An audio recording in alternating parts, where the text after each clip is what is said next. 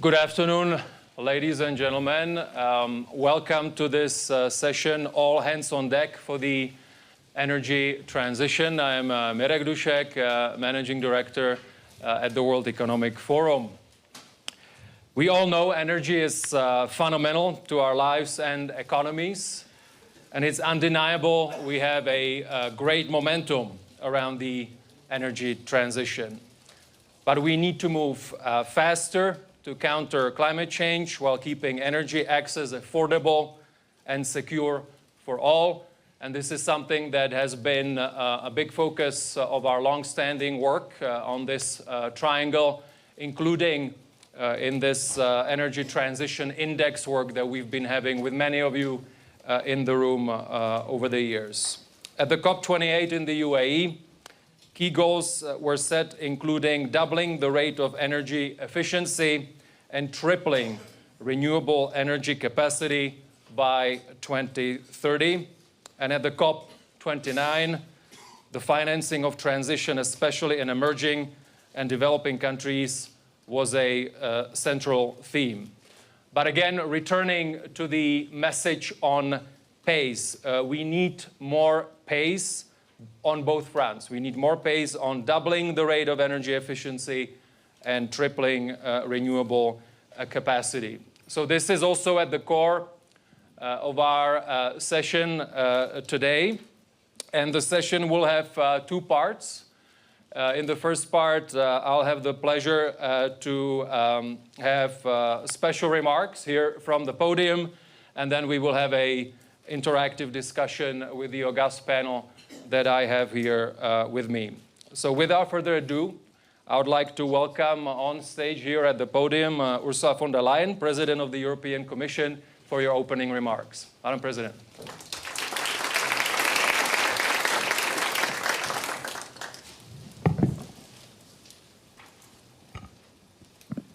Thank you very much. Presidents, ladies and gentlemen, excellencies. It's wonderful to be here, and I'm very much looking forward to have the discussion about how we can boost global clean energy transition. And I would like to thank the World Economic Forum for shining a spotlight on this so important topic. Let me start with good news. And we need good news in these times. The world is moving faster than ever towards clean energy. Last year alone, global spending on clean energy hit a record of $2 trillion. For every dollar invested in fossil fuels, you had $2 invested in renewable energy. And the power sector, clean energy investments outnumber fossil fuel by 10 to 1. So this is a shift we've been working towards for years. And it was confirmed when we all collectively set bold targets, as you mentioned, at COP28. We said we will triple renewable energy and we will double energy efficiency by 2030. It is evident the clean energy transition is happening and it is there to stay. And this is not only good news for the planet, this is also good news for innovation. It is good news for energy independence because this is homegrown energy, so it creates good jobs at home. It's good for the economic competitiveness, and last but certainly not least, it lowers energy bills, so it's good for households and businesses. Now, despite this progress, two big challenges I want to address. First, not everyone is part of this global clean energy transition. If you look at the African continent, for example, it is a continent with huge potential, as we all know, holding 60% of the world's best solar resources. Yet, it currently gets less than 2% of the global clean energy investments. 600 million people on the continent still lack access to electricity. This is not only unacceptable, it is also unfair. And that is why, together with President Ramaphosa, and global citizens, we launched the global campaign, Scale Up Renewables for Africa. The goal is very simple: bring clean energy to the communities that need it most, not only in Africa, but across the globe. My second point, we are not moving fast enough. It's also about scaling up manufacturing. Every region must be able to produce the technologies it needs. It's about grids, building or upgrading 25 million kilometers of them by 2030. It's about storage, developing the capacity to keep the lights on if the wind is not blowing or the sun is not shining. All this demands massive investments. And no company, no country, and no region can do this alone. We must work together, and we must act now. And this is why today we launch the Global Energy Transition Forum. We're bringing together partners from all over the world, from Brazil to the UK, the United Arab Emirates, to Kenya, South Africa, Canada, and many others, and many more to come. We have set ourselves 3 goals. First, we have to sustain the momentum of our historic global energy agreement. So these global energy targets must find their way in the next wave of nationally determined contributions, the famous NDCs. We need to turn collective promises into measurable progress. So let me give you an example. In Europe, for example, we've raised our renewable target for 2030 to over 42%. Today, we are at 23%, so it's lots of good and hard work ahead of us. For example, if you take electricity in the European Union, 50% of our electricity now comes from renewables. But you all know the principle: only what gets measured gets done. So this is why we rely on the trusted partnership with the International Energy Agency to measure this progress of our goals.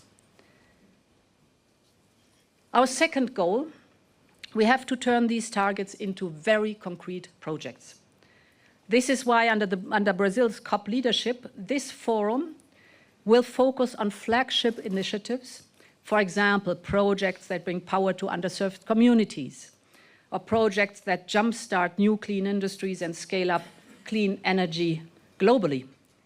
So with that, we can learn from each other, we can exchange best practices and have progress in concrete projects so it really changes the life of people on the ground. And finally, the Global Energy Transition Forum should help to unlock more investment. If we want to be faster, we need more investment. And I'm very glad that the UK is leading this change. Together, we will champion smarter financing with de-risking tools, blended finance, other solutions to lower costs, and attract private capital. We can also learn from African governments who are introducing tax breaks, public-private partnership, renewable energy incentives. And we see already that these efforts are bearing fruit, because in the last 2 years, clean energy investments in Africa nearly doubled already. So, ladies and gentlemen, the Global Energy Transition Forum is all about connecting the dots, about making sure that governments, companies, investors find each other, as they do today here. In these times of harsh geostrategic competition, predictability, certainty, and reliability matters. I want to be very clear with my message. Europe stays the course, and we stand ready to work with all global actors to accelerate the transition to clean energy. Thank you very much.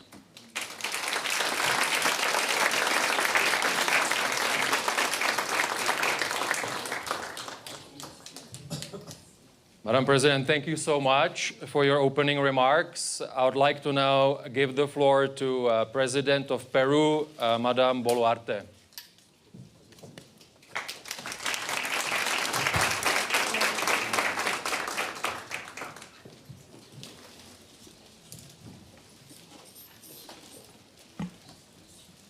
Señora Presidenta de la Comisión Europea, doctora Ursula von der Leyen, distinguidas altas autoridades de países. Distinguished President of the European Commission, Mrs. Ursula von der Leyen, distinguished panelists, ladies and gentlemen. Y representantes del sector privado, señoras y señores. Dear representatives of the private sector, ladies and gentlemen. La transición energética. The energy transition is an urgent and global imperative that aims to mitigate the effects of climate change and to guarantee energy security. Since our greenhouse emissions have produced climate change, we have realized that those emissions come from the use of different energies. Around 3/4 of global emissions are generated because of several circumstances. For example, the use of energy for the development of our lives, such as heating. Here in Davos, we are inside, we are indoors, and we need heating because the temperature outside is very, very low. Or maybe the other way around. There are some places on the planet that are very, very warm, very hot, such as Lima. We are now experiencing summer, so we need to use energies for the cooling systems. So, apart from the use of fossil fuel, we have had different problems that we needed to face. The climate change is the main threat that we are confronting ourselves as humankind, and Peru has suffered the consequences, such as last year we have suffered floods and forest fires, because we are very vulnerable as a country to the effects of climate change. Let me give you an important information. We ourselves as planets, we do have already the higher temperature that we are supposed to. We committed ourselves with the Paris Agreement in order to keep on now working on a global level. And I hope as time passes, we'll be able to achieve that 1.5 degrees temperature increase for our planet. And we need to apply specific actions that will help us revert this trend in the increasing temperatures, something that we are suffering from more and more. We're all suffering from this. We see that the climate is changing. The whole climate system is changing. In Peru, in spite of the fact that our greenhouse effect emissions are less than 1%, we have instruments and regulations that will allow us move towards cleaner sources of energy with less greenhouse effect emissions that will be less polluting. We're a country with a great energy potential. I'm referring to renewables, things like solar energy, wind energy sources, and energy transition is an opportunity in order to diversify our sources of energy and to reduce our dependence on fossil fuel inputs. We've national policy in place for energy efficiency from here till 2040. And through these policies, we want to ensure energy for our population, but these energy sources must be as clean as possible, making use of the potentials in our country regarding wind farms that are known as parks with windmills, as we call them, spaces where we can make use of solar energy and biomass. In 2024, the energy production with renewables energies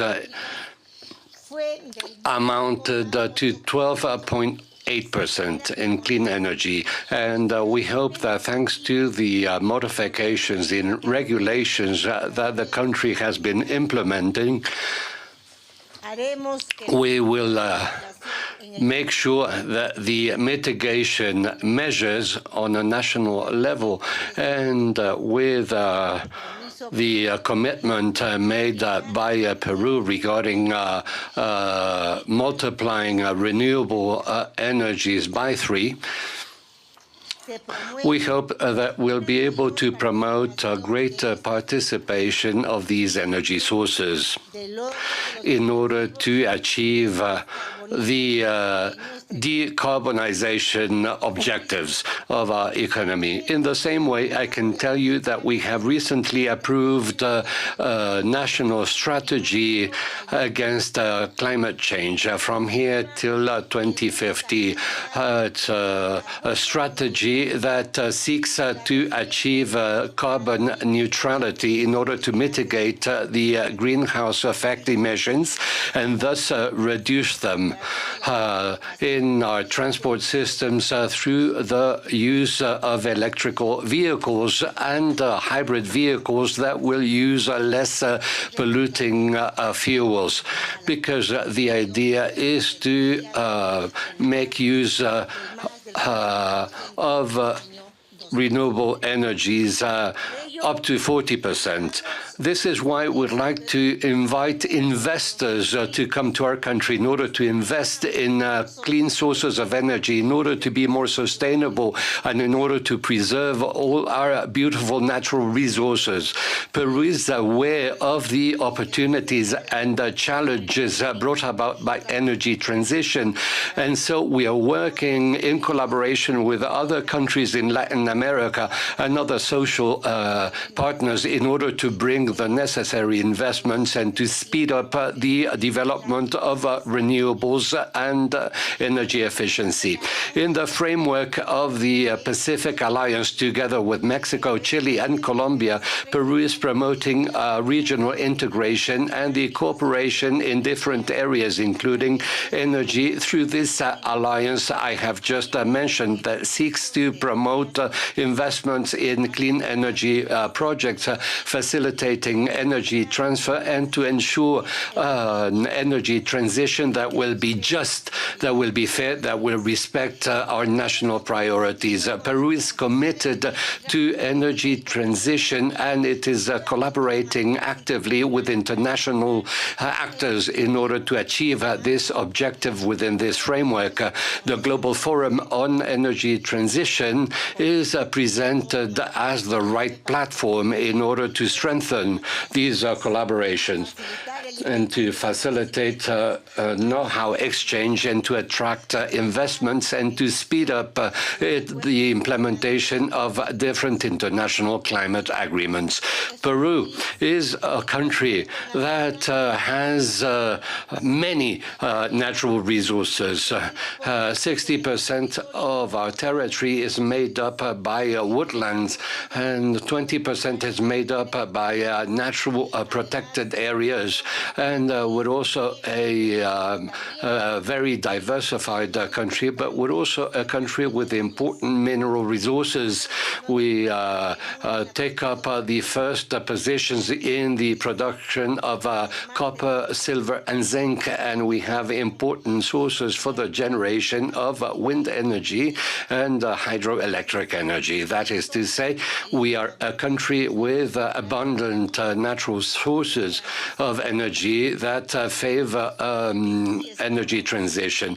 And this is a process that we are committed to, because we want to leave out classical fossil fuels and move towards less contaminating sources such as wind energy and solar energy. We have wind farms in Peru, many, and I'm sure that making sure of all our assets will be contributing to a better world for humanity.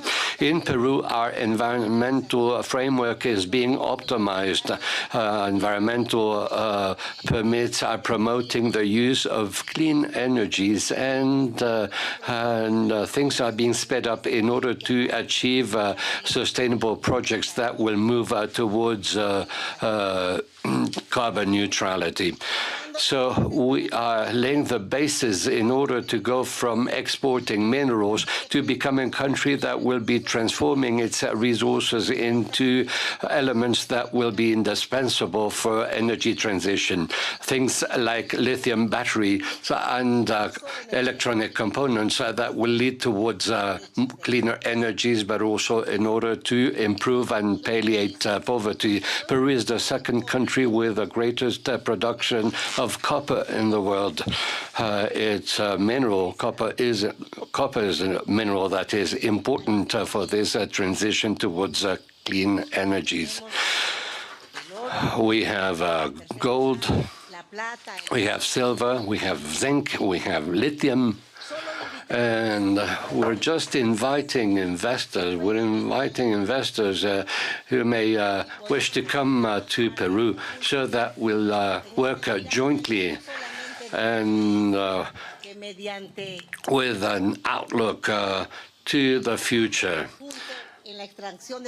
and making use of minerals. But not only this, the idea is to be more responsible, each one of us, in order to start using clean energies and to protect our only home. And I'm speaking to our planet. And this is where we have the only and most important species, the human species. This is why it is important for all of us to make an effort and make a contribution from every single country, so that we'll be able to make an urgent change and go from fossil energies to clean energies. I think that we and future generations, our children, our grandchildren, humankind, will thank us for this if we get moving. Those of us who are leading countries, those of us who are leading companies, those of us who are leading organizations, those of us who are concerned and who want to change and move to cleaner sources of energies. And I know that they will be thankful for this, because we only have one home, and that is planet Earth. Thank you very much. Madam President, thank you so much for setting the stage. Let me now move to the discussion. Let me first introduce the panel. Minister Masudi, Minister of State for Environment of the Democratic Republic of the Congo. Please welcome. Merci. Dr. Fatih Birol, Executive Director at the International Energy Agency. Welcome. Mr. Gurdeep Singh, Chairman and Managing Director, NTPC India. Thank you. Lars Sorensen, Chairman of the Board of Directors, Novo Nordisk Foundation. And Mr. Wierod, Chief Executive Officer, ABB. Let me start with you, Dr. Birol. Where are we with the energy transition? How can we move faster? And what is the role of this new initiative? So first of all, may I thank World Economic Forum for organizing this event, joining Madam President von der Leyen. And Madam President, thank you very much once again to announce this forum, the new forum, new initiative. This is so timely to accelerate our transition. Now, dear colleagues, in COP28, we had this global target, which is really a big achievement to have the target. And again, kudos to Madam President for being a leader among others with the Emirates and others to push this target. We have a tripling of renewable capacity and doubling energy efficiency. I will tell you where we are now after 2 years. In fact, the news is not so bad. For renewables, we said tripling between now and 2030. And our current estimate is with the projects which have their FIDs, we are going to see 2.7 times. Not 3 times, but a 2.7 times increase of renewables, which is not bad, and we can even accelerate this and come to that level. Second, in terms of energy efficiency, this is the problem, because doubling meaning, doubling from what? So global energy efficiency was about 2% per year increase. Doubling would have meant 4% efficiency improvement each year, but 2024, global energy efficiency improvement was even below the historical average. It was 1%. So this is a problematic area. So this is where we are. And if you ask me, there are many challenges in front of the clean energy transition globally. Many of them, if I have to pick up one of them, and I'm a man who makes his hands dirty with data, I can tell you the fault line is the following. Madam President said we have today $2 trillion clean energy investments. And 10 years ago, it was 1 trillion. Big growth from 1 trillion to 2 trillion. What is the problem? Of this 2 trillion, 85% of this clean energy investment take place in the advanced economies in China. 15% takes place in the countries where you have the 60% of global population. I don't know if I gave too many numbers, but so 15% of the clean energy investments are happening in the 60% of global population, which is Africa, Latin America, Asia, and so on. So how are we going to make sure that the clean energy investments and the projects in these countries are going to meet? This is the fault line of, for me, the biggest problem.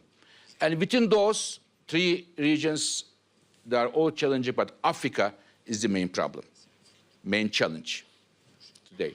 Africa, even though Africa has only 2.5% of the global emissions responsibility, has a big problem. And I can tell you, as I mentioned the other day, in all this data, which breaks my heart, all this energy data is the following. Global solar is today the cheapest electricity generation in the world. Wherever you go, 90% of the world, solar generation is the cheapest. And Africa, we have about 60% of the good quality solar energy. And yet, amount of solar electricity we generate in entire sub-Saharan Africa is less than electricity from solar we produce in Netherlands. So think of the map. The sub-Saharan Africa and Netherlands is a bit small. I'm sorry, Mr. Minister, a bit small compared to sub-Saharan Africa, and not as sunny as the Africa as well. So this is the issue of the financing. And therefore, again, another initiative that you announced today, Madam President, together with President Ramaphosa, the renewable energy in Africa is an excellent one. And we have G20 this year. The South Africa is leading. We have the Mr. Minister. Mr. Minister, this, I believe, based on our discussion, this is one of the key topics that you are going to tackle in the context of G20. And I believe this is the main problem. If I make 2 last points. In Davos, everywhere, I am sure people like me who work on energy gets a lot of question. What is more important? Energy security or energy transition? Which one we should do the priority?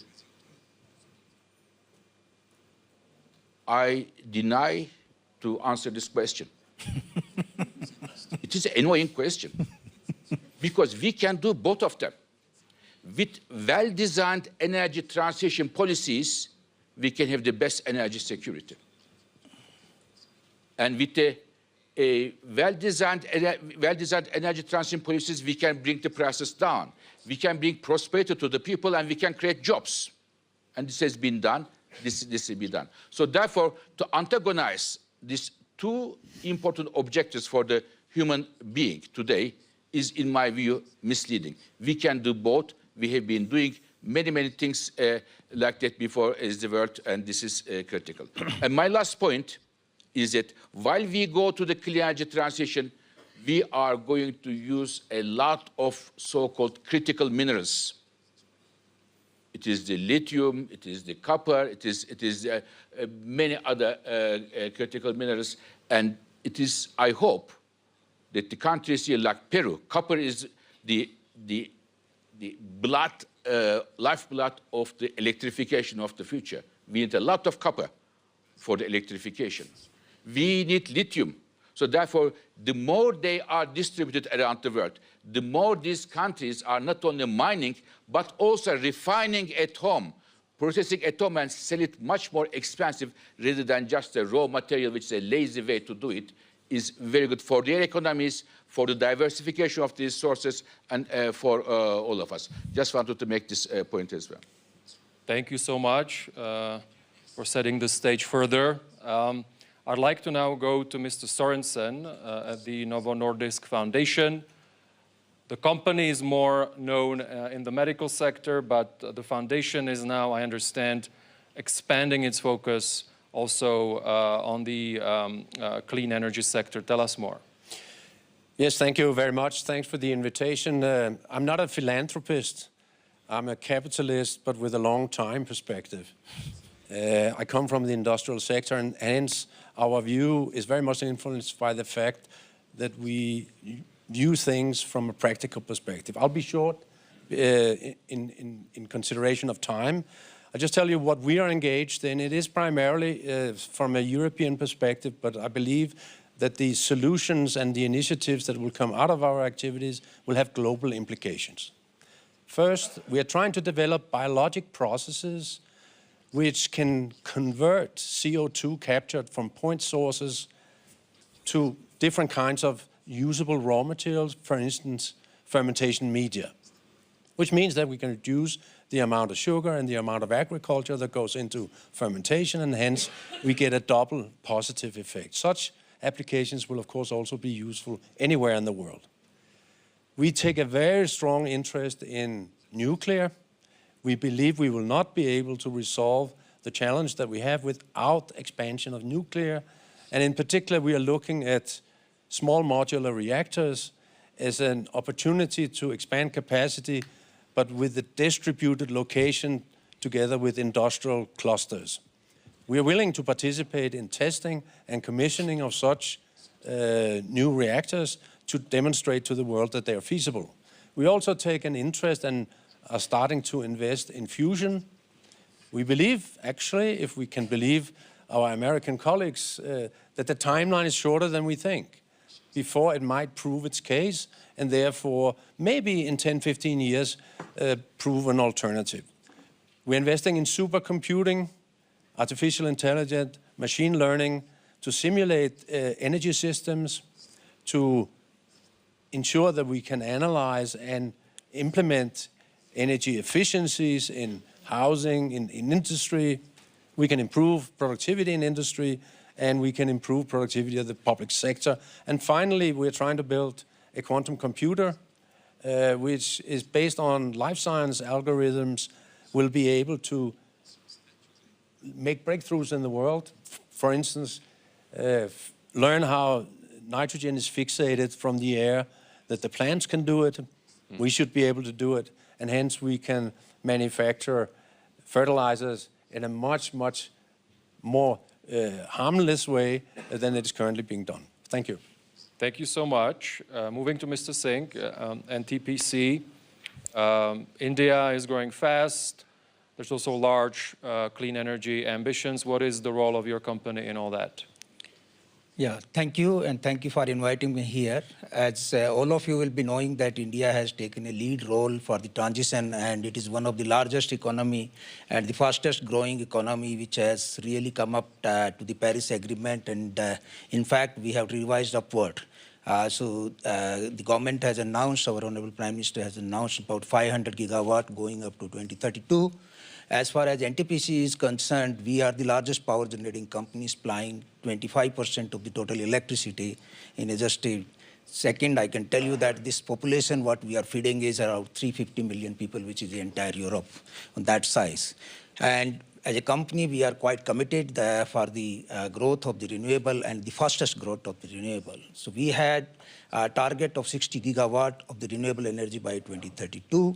As of now, we have 4.5 gigawatt of the solar plus wind, which is commissioned, and 14 gigawatt is under construction. Along with that, it's not only this solar plus wind, but also we are now entering into the nuclear. And as was mentioned, both whether it's going to be SMR or whether it's going to be the conventional one. And the another one is that we are also working for the circular economy, which is doing the carbon capture and utilizing the green hydrogen.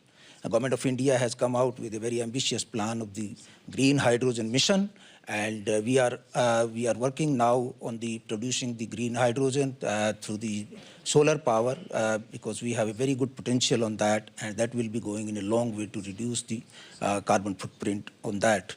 Overall, our suggestion, Jaina, from particularly from my side, will be that one of the key factor is that what Fatih just mentioned, and Fatih has been tremendous, terrific on this all data and the kind of analysis, and then pushing forward that what should be doing. I think the single point is that how we can have the low-cost, long-term financing, which can really help both underdeveloped as well as the developing economy to accelerate this transition. I think that will be kind of the equitable for the whole humanity rather than only for one country. Thank you. Thank you so much. I'll move to Mr. Wierod. Muchas gracias. Vamos a...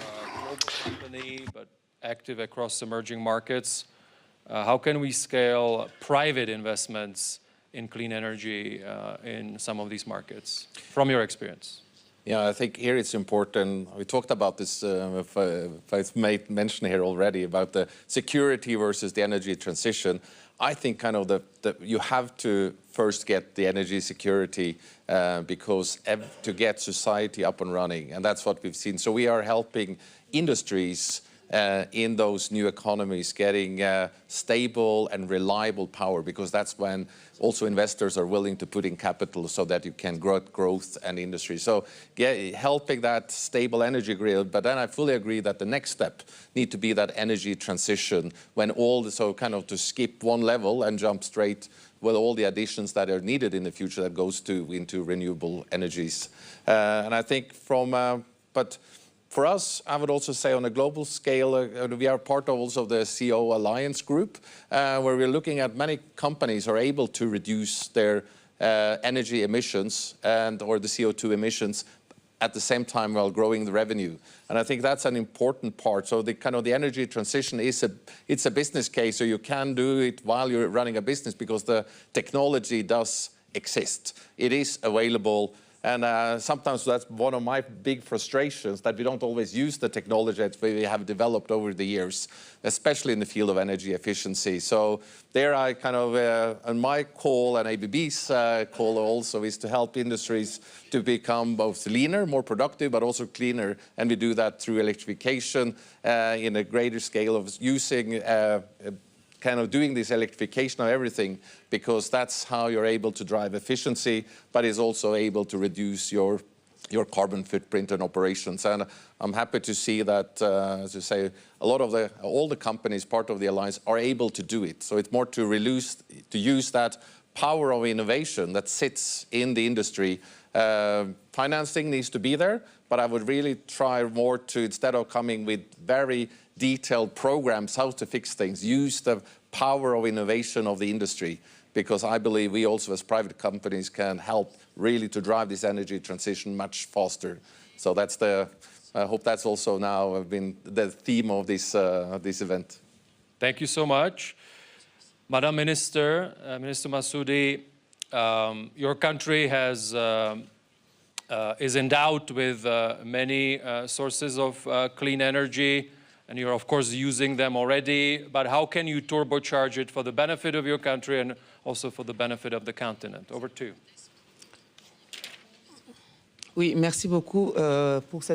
Thank you very much for giving me the opportunity to speak today. I'd like to talk about the Democratic Republic of Congo, which I consider as a solution providing country facing all these climatic challenges. We have the potential to rescue mankind. Our forests are absorbing more than 25 gigatons of CO2 production, which we're not responsible for, as was said earlier by the professor. And we have 10% of the sweetwater resources. Our Congo River represents 41,000 cubic meters of flow per second, which means that with the other rivers, we can have 100,000 megawatts of potential. The Dinga Dam supplies 44 megawatts. We also have critical minerals, which allow us to walk towards the energy transition. Now, I'm talking about my country as a potential country and a potential for investments. Holland has a potential for photovoltaic energy that exceeds that of Africa.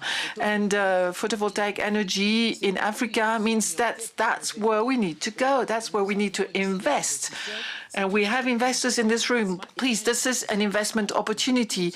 This would be also an investment with a very large ROI.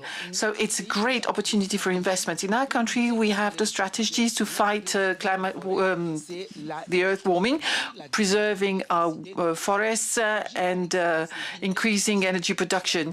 We need to decrease the pressure on our forests, the wood from which is also used as energy.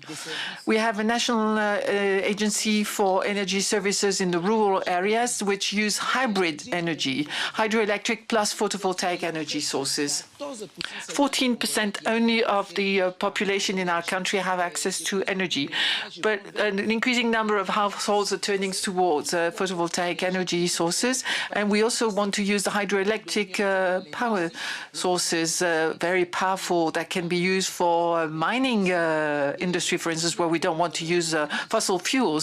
And electricity for the public grid is based on photovoltaic energy, but we have here big investment opportunities. So I really would like to turn to all the investors, all the businessmen that I just heard, and ask them to come and invest in our country. There is the potential, and it's not enough. I mean, it's all very well to have the potential, provided you have the technology and also the transportation resources, because energy is not something that you produce and then you store it and keep it. You have to ship it or take it somewhere else, and we need investments to provide a chain where energy can be produced locally, but then can be ferried where it's needed. And so we need the technology to transport the energy towards people who are going to consume it. And that's as much as I can say regarding our country, the Democratic Republic of Congo.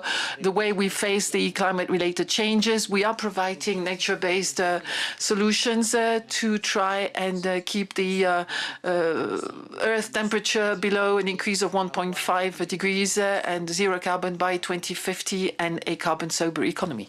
Merci beaucoup. Thank you so much. Merci infiniment. Madam Minister, I would like to thank all the panelists. Clearly, we only scratched the surface. What is important, we had a great announcement here, and there was across this panel a clear ambition to get there, and you can rest assured that also the World Economic Forum will keep working on this. Thank you so much. Thank you. Thank you.